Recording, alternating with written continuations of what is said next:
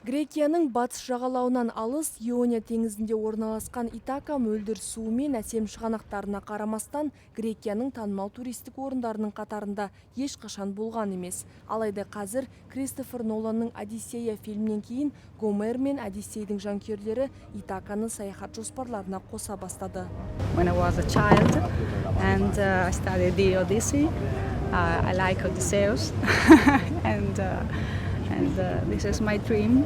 Итака мэрі Голливуд фильмінен кейін аралға келетін туристер саны артады деп күтеді, алайда оның айтуынша фильмнің толық әсері келесі туристік маусымда анық байқалады. Ακόμη δεν υπάρχει μεγάλη επισκεψιμότητα στο νησί λόγω της ταινίας. Ο προγραμματισμός αυτός θεωρούμε ότι θα γίνει από του χρόνου, όπου η ταινία αυτή σιγά σιγά θα παίξει σε όλο τον κόσμο και έτσι όλοι θα μπουν στην διαδικασία για να έρθουν στο νησί. Алайда жергілікті кәсіпкерлер фильм шыққаннан кейін аралдың халықаралық деңгейде таныла басталғанын қазірдің өзінде байқап отыр.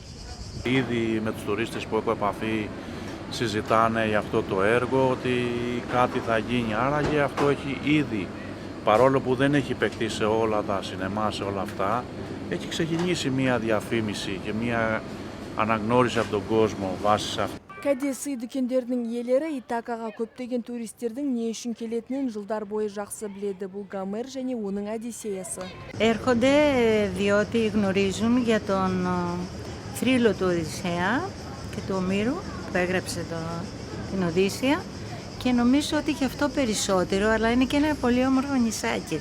Гомер дәуіріндегі Итакаға жарық деп аталатын тұрақты көрмеде археологиялық жәдігерлер қойылған.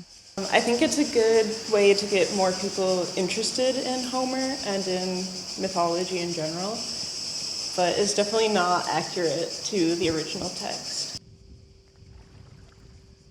Από του χρόνου θα γίνει μια εντυπωσιακή αύξηση που μπορούμε να πούμε ότι θα είναι και τους μήνες που συνήθως είναι νεκροί. Δηλαδή τον Οκτώβριο, ίσως και τον Νοέμβριο ή τον Μάρτιο, τον Απρίλιο, που συνήθως είναι ήσυχοι μήνες στην Ιθάκη. Και πάλι θα καταλήξει ότι πίσω από αυτά είναι η ταινία του Νόλαν σε πρώτη φάση, αλλά πίσω από την ταινία του Νόλαν είναι ο Όμηρος.